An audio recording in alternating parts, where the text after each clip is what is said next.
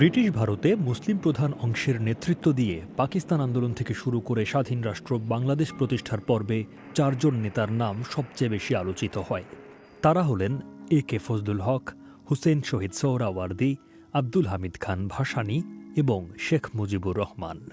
এই চার নেতার হাতেই বদলে গিয়েছিল ভারত ভাগ পরবর্তী পূর্ব বাংলার রাজনীতি, যা পাল্টে দেয় মানচিত্র।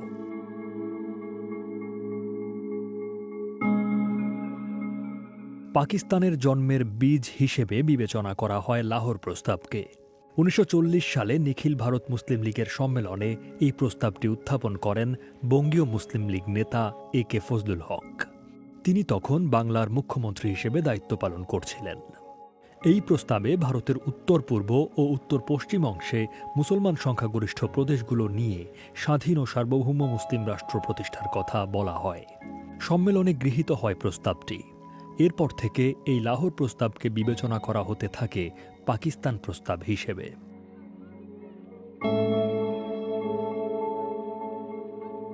ভারতকে মাঝখানে রেখে পাকিস্তানের ছিল দুটো অংশ, পশ্চিম ও পূর্ব পাকিস্তান। পরের এক দশক ধরে পূর্ব পাকিস্তানের আনুষ্ঠানিক নাম ছিল পূর্ব বাংলা। কিন্তু জন্মের পর থেকে একই দেশের এই দুটো অংশের মধ্যে বৈষম্য ক্রমশ স্পষ্ট হতে থাকে। পাকিস্তানে মুসলিম লীগের কার্যকলাপে হতাশ হয়ে পূর্ব পাকিস্তানের মুসলিম তরুণরা ততদিনে সংগঠিত হওয়া শুরু করেন। পূর্ব পাকিস্তান মুসলিম ছাত্রলীগ গঠিত হয় ১৯৪৮ সালের ৪ জানুয়ারি। আহ্বায়ক কমিটির মধ্যে শেখ মুজিবুর রহমানও ছিলেন। পাকিস্তানের জন্মের আগে থেকেই রাষ্ট্রভাষা নিয়ে বিতর্ক শুরু হয়। কিন্তু ১৯৪৭ সালের পর রাষ্ট্রভাষাকে কেন্দ্র করে পূর্ব বাংলার রাজনীতি উত্তপ্ত হতে শুরু করে। এর কেন্দ্র ছিল ঢাকা বিশ্ববিদ্যালয়। ঢাকা বিশ্ববিদ্যালয়ের ইমেরিটাস অধ্যাপক সিরাজুল ইসলাম চৌধুরী বিবিসি বাংলাকে বলেন, ইংরেজি শিখেছিল যে তরুণরা, তখন তাদেরকে উর্দু শিখতে হবে, নইলে দ্বিতীয় শ্রেণীর নাগরিকে পরিণত হবে। এমন ভাবনা থেকে মধ্যবিত্ত শ্রেণী তখন খুব হতাশ হয়ে পড়ল এবং তখন থেকেই রাজনৈতিক আন্দোলন শুরু হয়ে যায়।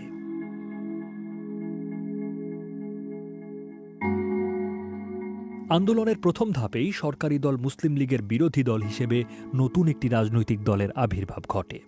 মাওলানা ভাসানীকে কেন্দ্র করে তখন আওয়ামী মুসলিম লীগ প্রতিষ্ঠিত হয়। তিনি দলটির সভাপতি হন।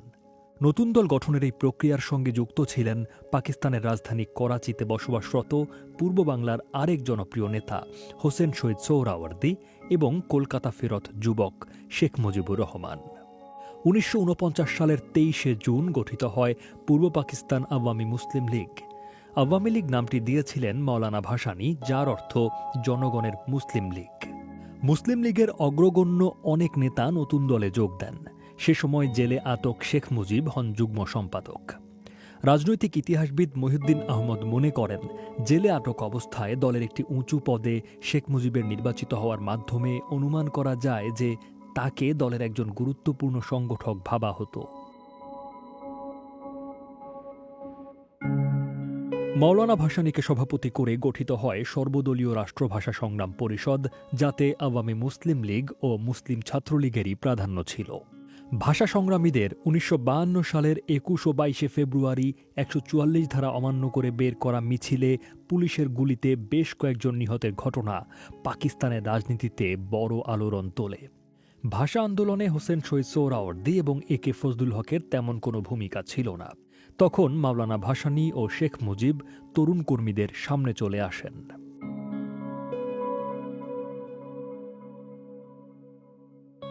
পূর্ব পাকিস্তানের রাজনীতিতে ইত্তেফাকের প্রকাশনা ছিল একটি গুরুত্বপূর্ণ ঘটনা, কারণ এক পর্যায়ে পত্রিকাটি আওয়ামী মুসলিম লীগের প্রধান প্রচার মাধ্যমে পরিণত হয়।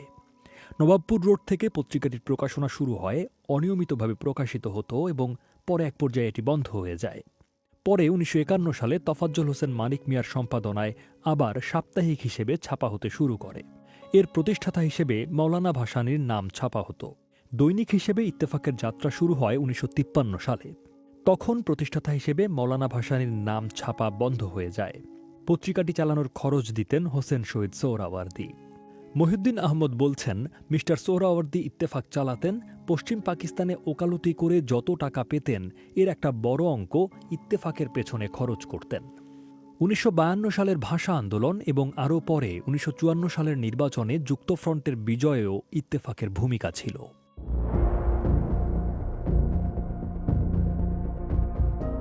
পূর্ব পাকিস্তান আইন পরিষদের 5 বছরের মেয়াদ শেষ হয়ে যায় 1952 সালে।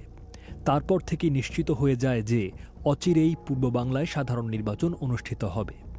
এই নির্বাচনকে সামনে রেখেই 1953 সালে গড়ে ওঠে যুক্তফ্রন্ট।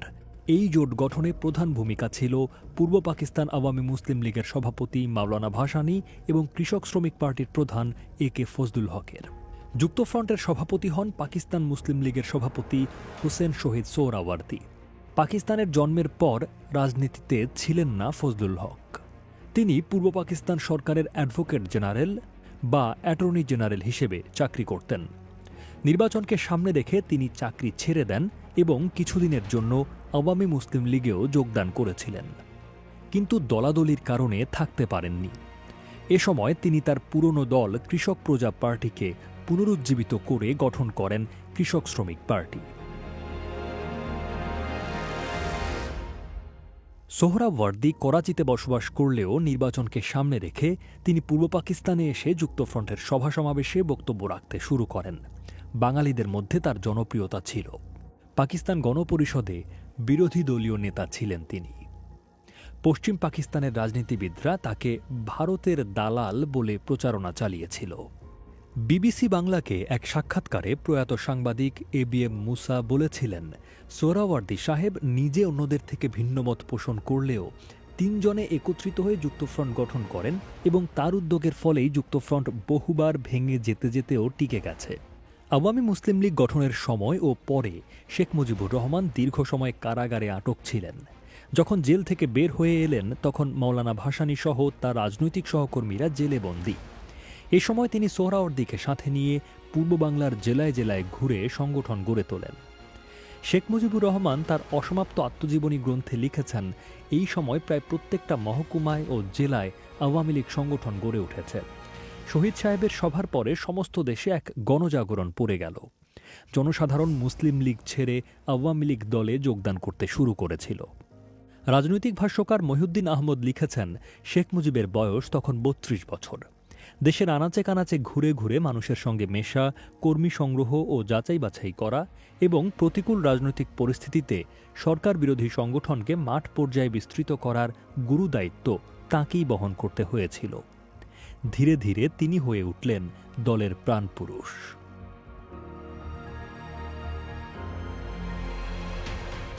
নির্বাচনকে সামনে রেখে যুক্তফ্রন্টের ব্যাপক প্রচারণা শুরু হয়। এই নির্বাচনী ইশতেহার ছিল 21 দফার, যাতে আঞ্চলিক স্বায়ত্তশাসনের পরিষ্কার রূপরেখা তুলে ধরা হয়েছিল। এতে আরও ছিল বাংলাকে রাষ্ট্রভাষা করার দাবি, 21শে ফেব্রুয়ারিকে শহীদ দিবস ও সরকারি ছুটি ঘোষণা।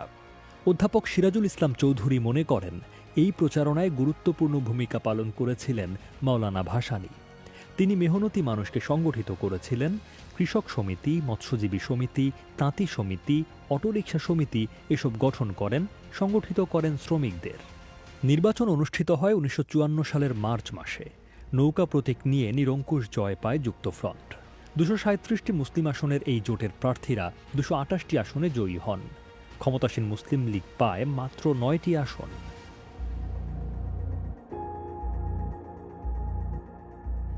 নির্বাচনের পর যুক্তফ্রন্ট সরকার গঠন করে। মুখ্যমন্ত্রী হন একে ফজলুল হক। এই সরকারের মন্ত্রী হিসেবে শেখ মুজিবও যোগ দিয়েছিলেন, কিন্তু সেই সরকার 3রা এপ্রিল থেকে 30শে মে এই অল্প কিছুদিন স্থায়ী হয়েছিল। সেই সময়কালেই রচিত হয় পাকিস্তানের সংবিধান। মুখ্যমন্ত্রী হওয়ার পর ফজলুল হক করাচিতে গিয়েছিলেন। ফেরার পথে সমস্ত ফ্লাইট ভারত হয়ে আসত। কলকাতায় এক জনসভায় তিনি বলেন, পূর্ববঙ্গ আর পশ্চিমবঙ্গে আমাদের একই সংস্কৃতি, একই ইতিহাস, একই ঐতিহ্য, আমাদের আলাদা করে রাখা যাবে না। তখন তার বিরুদ্ধে বিচ্ছিন্নতাবাদী তৎপরতায় লিপ্ত হওয়ার অভিযোগ আনা হয় এবং পূর্ববঙ্গের মন্ত্রিসভা ভেঙে দিয়ে কেন্দ্রীয় শাসন জারি করা হয়। এরপর ফজলুল হক গৃহবন্দী হন। শেখ মুজিবকে আটক করে আবার পাঠানো হয় জেলে। ভেঙে যায় যুক্তফ্রন্ট।